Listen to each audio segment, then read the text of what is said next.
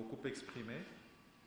Et donc j'ai jugé bon qu'à la sortie du gouvernement, nous ayons un moment d'échange, de partage, pour pouvoir peut-être apporter certaines réponses, mais surtout pour marquer le temps sur la sortie du gouvernement et la suite à venir. Alors, j'ai prévu un mot introductif qui devrait reprendre les grandes lignes qui ont mené à la formation du gouvernement de l'Union sacrée de la Nation depuis ma nomination le 15 février 2021. Et donc, si on fait le compte, aujourd'hui le 12, cela nous aura pris 57 jours. Et je suis dans un sentiment de satisfaction du fait que nous soyons arrivés à la publication de ce gouvernement de l'Union sacrée de la Nation. Je crois qu'il vous souviendra que après ma nomination, j'avais amorcé des échanges avec les différents regroupements et partis politiques, d'abord qui ont une représentation au sein du Parlement, c'est-à-dire à l'Assemblée nationale et au Sénat, mais que par la suite nous avions élargi ces échanges aux personnalités politiques, à la société civile, aux associations et syndicats de la société civile, pour avoir aussi leurs avis quant à l'enrichissement du programme du gouvernement que nous allons devoir désormais présenter à la représentation nationale. Et à la suite de ces échanges, pour les regroupements partis politiques, particulièrement ceux qui ont des députés au sein de l'Assemblée nationale, nous avions défini un critérium qui allait d'un nombre minimal de députés qu'il fallait avoir pour prétendre à un poste au niveau du gouvernement de l'Union sacrée de la Nation. Et nous avions aussi donné un critérium sur les personnes, c'est-à-dire en termes d'intégrité, de moralité, et de nous assurer que ces personnes devaient avoir un casier judiciaire vierge. Mais nous avions aussi mentionné que nous devions avoir un gouvernement qui tienne compte de l'inclusivité de toutes les forces présentes au sein de l'Union sacrée de la Nation et aussi, au-delà de cette inclusivité, que nous puissions avoir une certaine solidarité au niveau des forces politiques. Et donc vous comprenez bien que c'était un exercice assez complexe à mener à partir de ce moment jusqu'à ce jour. Une fois que nous avions bouclé ces échanges avec toutes ces forces, nous avons entamé une série de séances d'arbitrage avec le chef de l'État pour pouvoir finaliser le travail de la formation du gouvernement. Alors, je voudrais, avant d'aller plus loin, d'abord remercier tous ces regroupements et partis politiques et toutes ces représentations que nous avons eu à recevoir pour leur collaboration dans le travail que nous avons dû mener, travail que nous avons mené avec détermination, abnégation et avec tact. Et aujourd'hui, vous avez tous suivi la publication du gouvernement. Et je vais revenir sur les objectifs qui m'avaient été assignés en ce qui concerne la formation du gouvernement. Il nous avait été demandé, et je l'ai dit tout à l'heure, d'avoir une taille réduite. Et aujourd'hui, la publication a permis de découvrir un gouvernement réduit d'au moins 10 ministres par rapport au gouvernement sortant. Nous sommes arrivés à ce chiffre d'abord en tenant compte des forces politiques présentes au sein de l'Assemblée nationale, mais au-delà de ça, nous avons tenu compte de la société civile, et je pourrais donner des détails là-dessus, mais aussi des personnalités politiques. Parce que n'oubliez pas que au sein de l'Union sacrée de la Nation, et là je voudrais au passage remercier le travail abattu par l'informateur au niveau de la majorité qui devait être établie au Parlement. Je parle ici de l'honorable président du Sénat, M. Bahati Lukwebo, qui avait déjà dénombré 391 députés ayant adhéré au sein de l'Union sacrée de la Nation. Et donc, nous avons des regroupements qui ont adhéré avec la signature des présidents de ces regroupements, en les engageant totalement. Et puis, nous avons des personnalités politiques qui ont adhéré en tant qu'individus. Et il fallait tenir compte de cela lors de la formation du gouvernement. Et ces échanges se sont faits individuellement, ça veut dire avec chaque regroupement. Et nous avons reçu de ces regroupements ce qu'ils attendaient du gouvernement de l'Union sacrée de la Nation, mais aussi de comment est-ce qu'ils voyaient leur participation au sein de ce gouvernement. Et il a fallu que nous puissions faire des arbitrages et aboutir à ce chiffre que nous avons.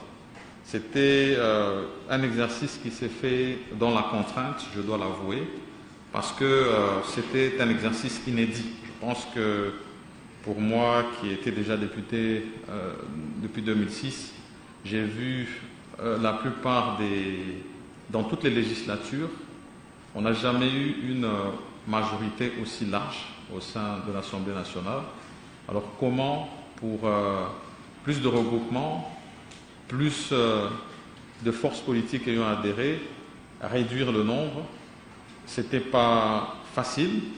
Et moi, j'ai considéré que pour la plupart de ces forces, il y avait une volonté de vouloir servir la nation. Et nous avons répondu qu'aujourd'hui, nous formons le gouvernement avec ceux qui peuvent y adhérer, mais il y a plusieurs secteurs de la vie nationale à animer. Et nous sommes convaincus que pour ceux qui ne peuvent pas servir au gouvernement aujourd'hui, il y aura d'autres secteurs où ils pourront servir. Pour parler du genre, parce qu'après la taille du gouvernement où on nous avait demandé de réduire, on avait demandé plus de participation féminine. Et là-dessus, je dois mentionner que lors de la journée de la femme, j'ai reçu un plaidoyer et tout le long du mois de mars, on a insisté sur le fait qu'il devait y avoir un effort à ce que nous puissions avoir plus de femmes représentées au sein du gouvernement de l'Union sacrée de la Nation. Ça a été un exercice que nous avons dû faire avec les chefs de regroupement, parce que nous demandions chaque fois qu'il y ait pour un poste ministériel, en cas de proposition des personnes devant animer ce poste ministériel, 3 propositions qui tiennent compte de l'expérience, du genre, mais aussi du facteur jeunesse. Il y a des groupes avec qui nous avons pu avancer de manière positive, et pour ces groupes-là, je les remercie. Avec d'autres, ça a été plus difficile, mais toujours est-il que je suis fier aujourd'hui d'annoncer que nous avons une participation de 27% des femmes au sein de ce gouvernement de l'Union sacrée de la Nation, avec un total de 15 personnalités féminines qui vont, à côté des autres membres du gouvernement, relever le défi attendu par la population congolaise. Et cette participation féminine, nous ne la voulions pas que quantitativement, mais aussi qualitativement. Et vous pourrez voir que lorsque vous parcourez la liste du gouvernement, c'est déjà au niveau des vice-primatures que nous avons une femme, en la personne de l'honorable Ève Bazaïba. Et au niveau des ministères, nous avons 10 personnalités féminines qui sont aujourd'hui ministres. Nous avons 3 vice-ministres et une ministre déléguée. Et donc, c'est un effort qu'il faut poursuivre.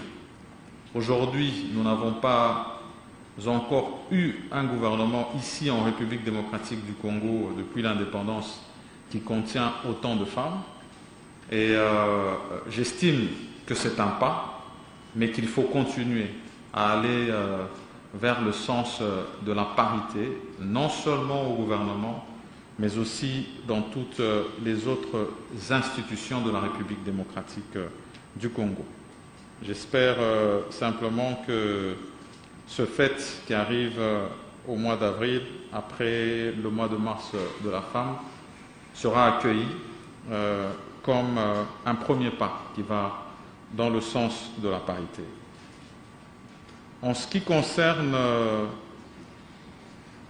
la représentativité nationale, parce que de ce côté-là aussi, il nous avait été demandé, surtout que nous parlons du gouvernement de l'Union sacrée de la nation, d'avoir au maximum de représentants des provinces au sein du gouvernement. Et de ce côté-là, je pense que c'est un exercice des points dans lesquels les regroupements et partis politiques ont un plus grand ancrage au niveau de la République. Donc le fait que nous avons eu plusieurs regroupements, nous avons pu recevoir des candidatures de toutes les provinces de la République démocratique du Congo. Et là-dessus aussi, de manière inédite, je suis content d'annoncer que c'est un pari réussi d'avoir toutes les provinces représentées au niveau du gouvernement de l'Union sacrée de la nation. En ce qui concerne les figures au niveau du gouvernement, parce que je suis sûr que sur vos lèvres, vous vous posez ces questions-là. Je vais donner quelques éléments, parce que c'est important que nous ayons quelques chiffres de ce côté-là. Sur les membres du gouvernement entrant, nous en avons 10 qui ont été reconduits comme membres du gouvernement, dont 8 à la même position et 2 à des positions différentes. C'est donc un taux de 20% de renouvellement au niveau de l'institution gouvernement. Et donc, il faut considérer que nous avons 80% de nouveaux entrants. On ne va pas dire de nouvelles personnalités parce que pour la plupart, vous l'avez constaté, sont des figures qui sont déjà très aguerries dans le monde politique, mais qui font leur entrée dans le gouvernement de l'Union sacrée de la nation. Il s'agit là de 46 membres d'entre eux. Et en ce qui concerne la jeunesse, de ce côté-là aussi, il y a eu un effort considérable qui a été mené. Et ici, comme pour les autres objectifs qui nous avaient été donnés, ça s'est fait toujours avec la participation des regroupements politiques pour atteindre un taux d'à peu près 28%, si jamais je peux le dire ainsi, de jeunes. Et par là, je vois ceux qui ont moins de 40 ans et ceux qui sont entre 40 et 50 ans. Pour le reste, nous avons à peu près 24% de ces personnalités entre 50 et 60 ans. Et nous avons le membre, finalement, la membre la plus jeune du gouvernement qui est âgée de 28 ans à la position de vice-ministre de l'enseignement primaire, secondaire et technique. Et je pourrais donner plus de détails au cas où il y a des questions qui vont dans ce sens-là. Nous avons tenu aussi à ce que nous puissions avoir la participation de la société civile et des personnes vivant avec handicap. Et je pense que le chef de l'État, pour marquer un certain accent à cette question, a cédé à des postes de souveraineté, parce qu'ils sont dits comme tels, à savoir le poste de la justice et garde des sceaux, où nous voyons Madame Rose Mutombo, qui est une grande activiste et présidente de CAFCO, qui fait son entrée au gouvernement, ainsi que le retour de Madame Irène Essambo comme ministre déléguée et ministre des personnes vivant avec handicap. Sur les personnalités politiques, je vais peut-être dans la suite transmettre une liste un peu plus précise des noms pour qu'on puisse savoir quelles sont ces personnalités qui ont adhéré au niveau de l'Union sacrée de la Nation et qui sont représentées au niveau du gouvernement. Mais je pourrais donner l'exemple du ministre des Droits humains, qui est l'honorable Puela Fabrice, que tout le monde connaît. Et il y a encore d'autres visages qui sont à ce niveau des personnalités politiques qui ont adhéré au niveau de l'Union sacrée de la Nation, qui font partie du gouvernement. Et en ce qui concerne les priorités du gouvernement de l'Union sacrée de la Nation, maintenant qu'il a été publié, il faut d'abord retenir que la priorité des priorités reste désormais d'être prêt avec le programme du gouvernement enrichi par les forces et regroupements politiques que nous avions reçus lors de nos consultations pour la formation du gouvernement, et avoir le privilège d'être reçu au niveau de l'Assemblée nationale et espérer que ce programme du gouvernement pourra recevoir leur assentiment et bénédiction, et qu'il pourra bien sûr contenir toutes les attentes du peuple congolais en ce qui concerne la transformation de sa condition sociale. Et une fois que le gouvernement sera installé, nous allons revenir sur les axes prioritaires qui nous avaient été fixés par le président de la République, son Excellence Félix-Antoine Tshisekedi, notamment la paix et la sécurité, particulièrement à l'est de la République démocratique du Congo, la santé, surtout en cette période de pandémie à Covid-19, l'éducation, le développement à la base et bien sûr, puisqu'il faut faire face à toutes ces difficultés que nous avons au niveau du budget de l'État, il va falloir que nous puissions avoir des réformes dans le domaine fiscal. Et il va surtout falloir que nous puissions les mener pour avoir suffisamment de moyens afin de maintenir le processus et le cycle électoral, parce que là aussi c'est une priorité pour le gouvernement de l'Union sacrée de la Nation, au-delà du fait que nous devons diversifier notre économie, notamment à travers l'agriculture et l'industrie, mais aussi l'entrepreneuriat, et que c'est un exercice que nous devons faire dans cette période où de plus en plus la République démocratique du Congo devra s'auto-suffire. Donc c'est un premier cap franchi qui a été la formation du gouvernement de l'Union sacrée de la Nation. D'autres caps désormais nous attendent, notamment le Parlement, mais ensuite le travail acharné sur lequel nous sommes attendus pour inverser la tendance, surtout de la paix, mais surtout aussi de la situation économique de la République démocratique du Congo. Voilà donc, mesdames et messieurs de la presse, les quelques mots que je voulais donner en introduction, en vous remerciant d'avoir répondu présent à cette invitation de ce point de presse à l'occasion de la publication du gouvernement de l'Union sacrée de la nation. Et bien sûr, je vais me tenir à votre disposition pour répondre à quelques préoccupations. Et pour celles qui vont nécessiter plus de détails, bien sûr que nous allons avoir les canaux habituels pour vous les transmettre. Merci à toutes et à tous. Voilà donc les mots du Premier ministre, mots prononcés à l'instant.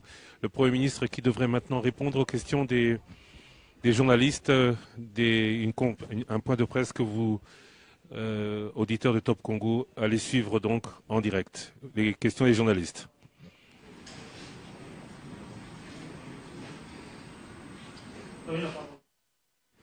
Monsieur le Premier ministre, bonjour, première relais de Radio France Internationale.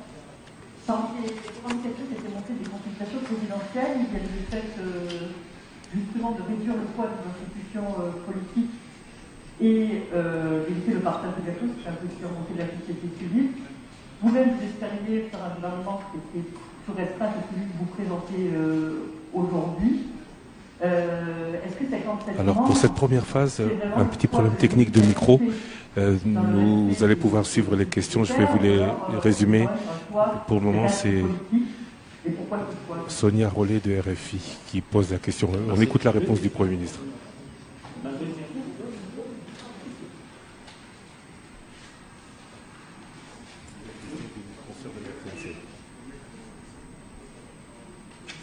Patrick Tongambou de la Radio-Télévision nationale congolaise et qui lance enfin, les Congolais peuvent dire ouf de soulagement, le gouvernement Samaïla.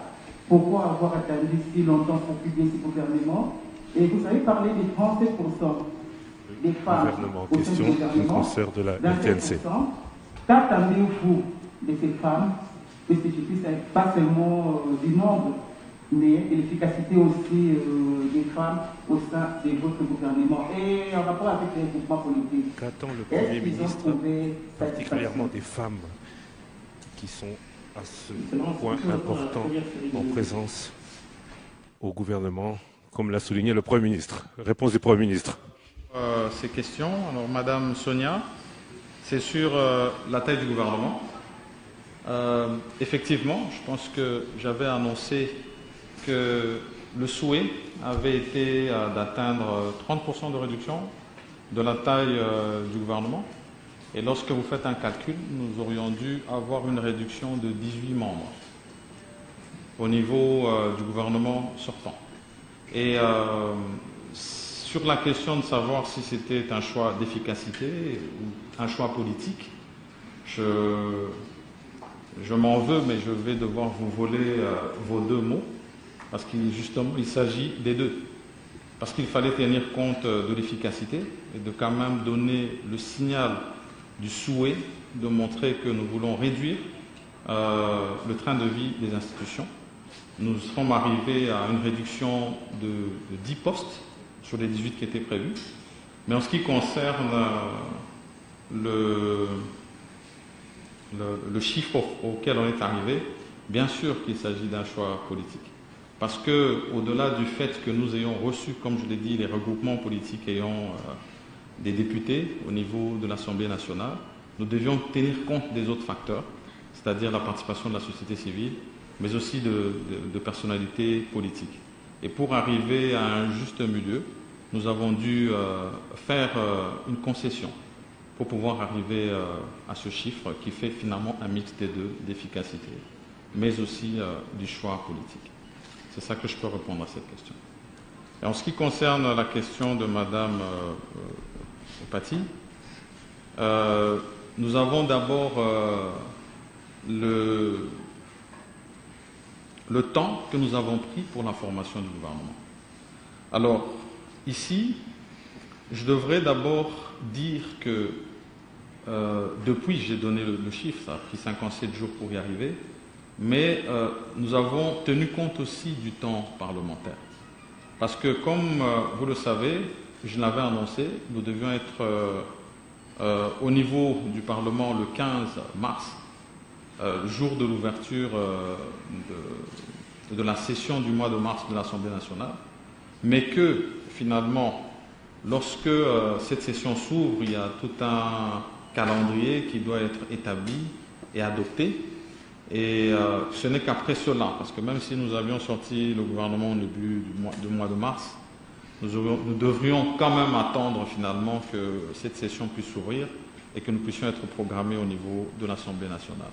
Donc nous avons simplement mis ce temps à profit, ce délai par rapport à l'ouverture de la session et l'adoption du calendrier pour parachever les discussions que nous avions commencées, parce que avec certains groupes, et la plupart d'entre eux, nous sommes arrivés très vite à des points d'entente, mais avec d'autres, ça a pris un peu plus de temps. Nous remercions les premiers pour leur promptitude et la patience qu'ils ont eue dans les discussions que nous avons eues avec les autres groupes pour arriver à ces résultats. Et je pense que le plus important, c'était d'arriver à une forme de consensus dans la formation de ce gouvernement. Et bien que, parce que vous avez demandé si tout le monde allait trouver satisfaction, je pense que certainement pas, parce que je vous ai dit que l'engouement de servir la nation était grand, mais je vais revenir sur le fait que j'ai insisté chaque fois que j'ai reçu la plupart des regroupements, sur le fait que le plus important, c'est de participer à la reconstruction du pays et de mettre en avant les intérêts de la nation et de la population congolaise, avant de mettre en avant les intérêts des partis. Donc, en ce qui concerne les 27% de la participation féminine, ce que nous attendons d'elles, c'est qu'elles soient à la hauteur des fonctions auxquelles elles ont été assignées. Il faudrait qu'elles puissent démontrer leurs compétences, et même plus, pour moi, et même plus, parce que ça permettrait de convaincre d'en avoir encore davantage, non seulement au niveau du gouvernement, dans les prochains gouvernements qui seront formés, mais aussi au niveau des autres institutions. Merci, madame.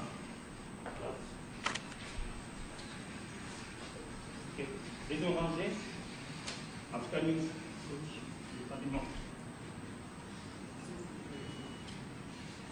le micro.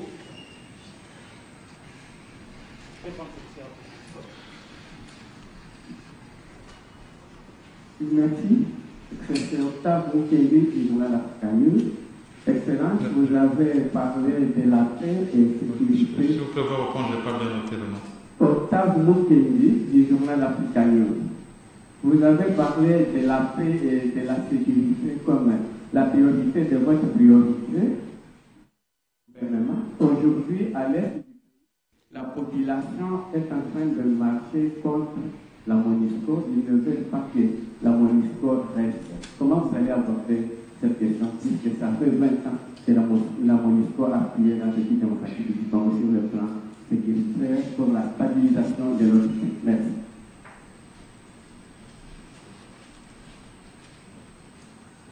Christian.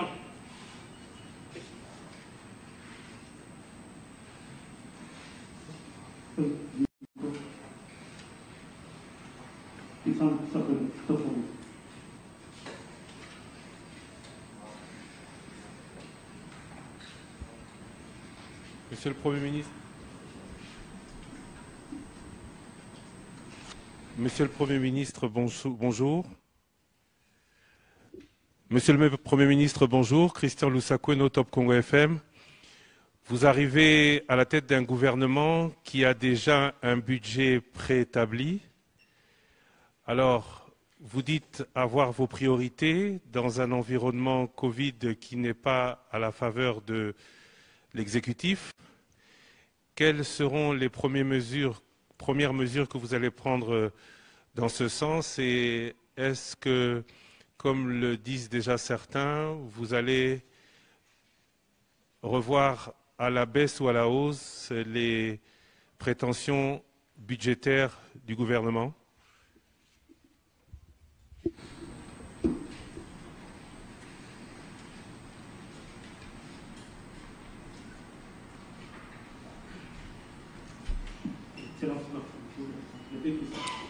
Oui, merci une fois de plus pour cette deuxième série de questions. Alors, M. Mukendi de African News, en ce qui concerne la sécurité à l'est du pays et la problématique de la MONUSCO, en ce jour particulier où il y a une marche pour obtenir le retrait de celle-ci. Alors ici, je peux avouer que depuis ma nomination, j'ai eu une rencontre de prise de contact avec Madame Bintou, qui est la représentante de la MONUSCO ici en République démocratique du Congo. Et dans les échanges que nous avons eus, il a été fait mention du plan de désengagement de la MONUSCO, parce que c'est un plan qui est déjà existant, mais sur lequel il y a du retard, parce qu'il y a des préalables. Et donc, ce que nous devrons faire, c'est nous atteler à ce que ces préalables soient rencontrés pour que ce plan déjà établi puisse suivre son cours. Parce que ici, il est une question de responsabilité et de sécurité. Il faut le prendre à la hauteur de la mesure de la question et agir prudemment. Mais, comme je l'ai dit, le plus important, c'est qu'une fois que nous sommes en place, nous puissions prendre langue avec, une fois de plus, avec les responsables de la MONUSCO et voir comment est-ce que ces préalables pourront être rencontrés. Et en ce qui concerne la question principale avec des sous-questions de M. Christian, c'est-à-dire la question du budget de l'État, parce qu'effectivement, nous arrivons dans un contexte où nous avons un budget déjà établi, et je veux même souligner avec des affectations précises. Et donc, ici, l'exercice que nous devrons faire, c'est d'abord, parce que nous avons parlé des réformes, ces réformes, elles vont se faire dans le domaine fiscal pour aller dans le sens d'accroître le budget. Ça, c'est d'abord l'une des premières priorités que nous avons, parce que nous devons nous donner les moyens de notre politique. Nous ne saurons pas faire face non seulement aux questions sécuritaires, mais surtout à la question sanitaire, si jamais nous ne donnons pas les moyens de notre politique. Et donc, il va falloir aller dans des réformes fiscales. Et en ce qui concerne les préaffectations, il va falloir qu'au niveau du gouvernement, nous puissions voir au niveau du budget qui a déjà été voté et de nos priorités, lesquelles peuvent être poursuivies telles quelles. Et là où nous aurons la possibilité de revenir vers l'autorité budgétaire qui est l'Assemblée nationale, nous n'hésiterons pas de le faire si ça va dans le sens de notre programme du gouvernement, qui lui est axé sur l'amélioration des conditions de vie des Congolais. Voilà, merci. C'est la dernière série, Impact News, Joël Cadet. Merci, Monsieur le Premier ministre. C'est Joël Cadet, Journal Impact News. Tout en vous félicitant pour le temps mis par vous pour former ces gouvernements, est-ce que je puisse savoir quelles sont les forces de ce gouvernement ou de ses membres face aux défis qui vous attendent, notamment en ce qui concerne la situation aussi bien sociale que sécuritaire?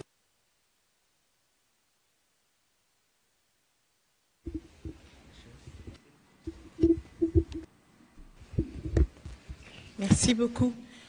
Rachel Kitita, Actu 30 Magazine. Monsieur le Premier ministre, est-ce que le profil de chaque membre de votre gouvernement au poste que chacun occupe, par exemple la formation, est-ce que vous en avez tenu compte, puisque lorsque vous avez reçu des délégations, il a été demandé pour certains, que je ne veux pas citer pour ne pas frustrer les uns et les autres, que des ministres experts en la matière soient nommés dans certaines fonctions ou certains ministères. Est-ce que vous en avez tenu compte? Mais finalement, le ministre prêt, par exemple, s'il fallait réduire la taille du gouvernement, est-ce qu'il fallait revenir encore avec un ministre prêt ou, je ne sais pas, est-ce que vous pouvez en dire, puisque de la taille du gouvernement qu'il fallait réduire et peut-être réduire ou élaguer carrément certains ministères dans votre gouvernement?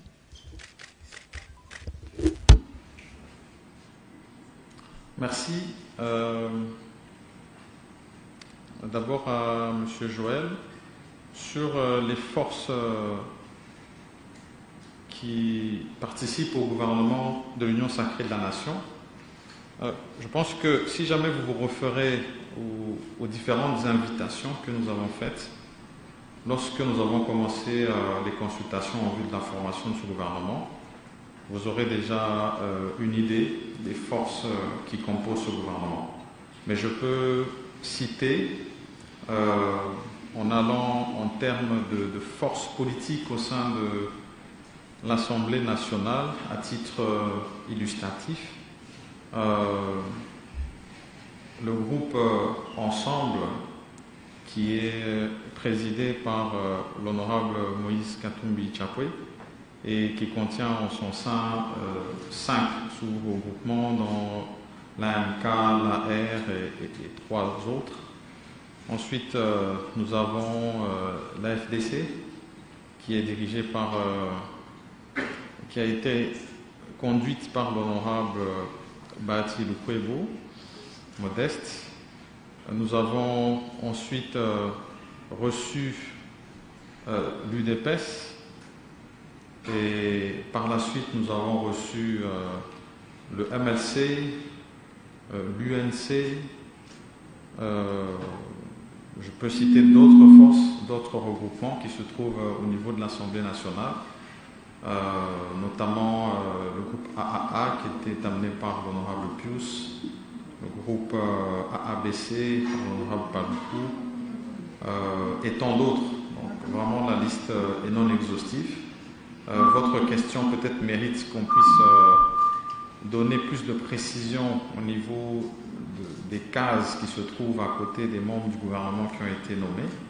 Comme ça, on pourra revoir non seulement de quelle force politique elles proviennent, et ça permettra par la suite d'établir les différents équilibres qui ont été faits au niveau de ces forces politiques qui participent finalement au gouvernement de l'Union sacrée de la Nation.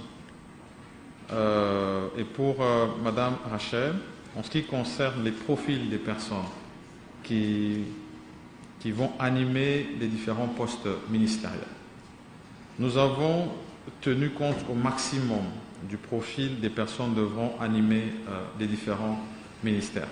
Je pense qu'il vous souviendra que lorsque nous avons reçu surtout la plupart des associations et syndicats de la société civile, il nous avait été demandé de sortir des clivages politiques pour prendre des personnes du domaine, vraiment du secteur, même si elles ne sont pas activistes politiques.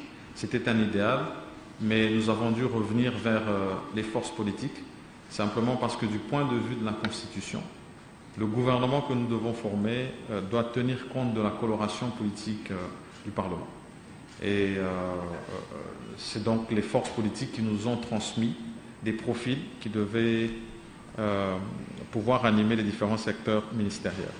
Et parfois, nous avons dû, effectivement, je l'avoue, prendre des personnes polyvalentes, en espérant que leur expérience avérée dans le monde professionnel pourra leur permettre de rencontrer les attentes de ces secteurs-là. Voilà ce que je peux répondre. Merci, madame.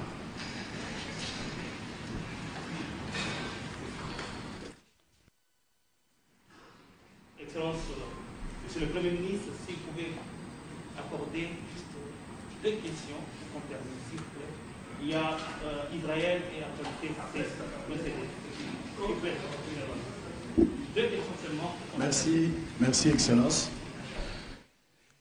Israël Mutombo, Bossolo. La question est à Lingala parce que les autres ont posé leurs questions en français. J'en profite pour vous poser toutes ces 2 questions en Lingala. Pour le lenge mokonzi mboka pesaki yo confiance et puis les loyo atako eumeli la malamu pour gouvernement finalement ebimi motuna liboso ezali depuis au komi premier ministre okuti finance ndenge nini pe ba réforme nini yozo kana kosala pote yango ebongwana ya mibale likambo ya social ya ba congolais bakongole bakonyokwama ezalaki moko ya kolaka ya mokonzi ya mboka ki ya kobongisa social na bango na kopesa ka moko précis lokola basoda o bazobunda na Beni na pasi prime na bango bazwaka babengaka prime de combat eza na $20 bazwaka yango par mois $20 ya pamba alors que awa ba ministre bakotambola na mituka misato to mine na ba cortège na bango est-ce que ozokanisa ko diminuer train de vie à ba institution pour te pesa espoir na bao bazangi ba matape mo ndambo esili Actualité.cd rapidement.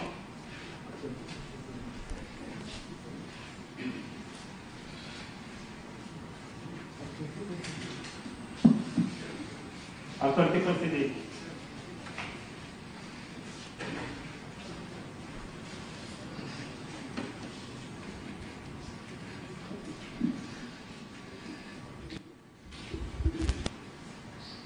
Bonsoir, je suis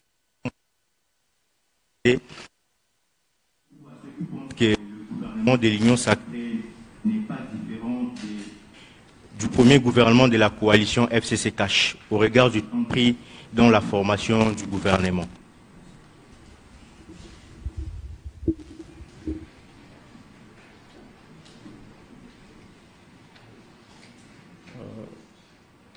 Merci pour les 2 questions. Je vais commencer par la première, Ndeko Israël.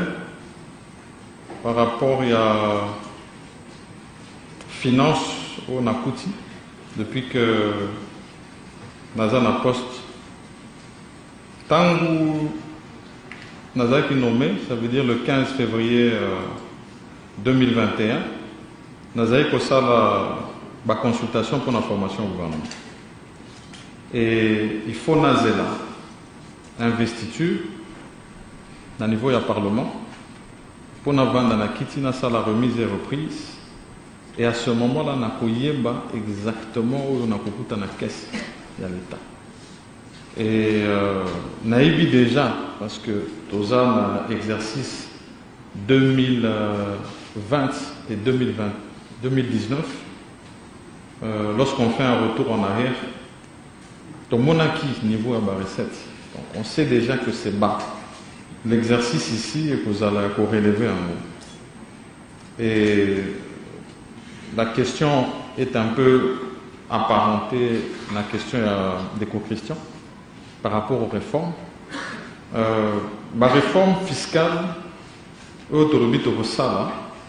ça sera d'abord au niveau des régies financières au Tozanango.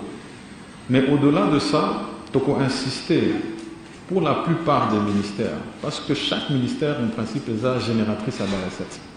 C'est important que de ce côté-là, à quel niveau est-ce que les différents ministères ramènent quelque chose dans la caisse de l'État. C'est vraiment très important, parce que ce que tu as la DGI, douane, ou FIDA, ça, c'est par rapport à la première question. La question sociale, indication au PSI par rapport à la diminution, il y a taille à gouvernement. Bien que c'était difficile, et on a mentionné qu'en gros, c'était pas facile. Pour la prime, il y a des militaires au bazar à front. D'abord, on a minute il faut. Na pesa bango vraiment salut parce que bazo souffrir kuna na est baza na pasi na ba montant où il fallait recevoir, ça n'arrive pas. Bien sûr que nous devrons nous pencher sur ce problème-là de manière particulière pour faire la différence. Toujours Kangopé, mais photo comment, photo exactement qu'est-ce qui ne va pas et pourquoi ils ont combattu.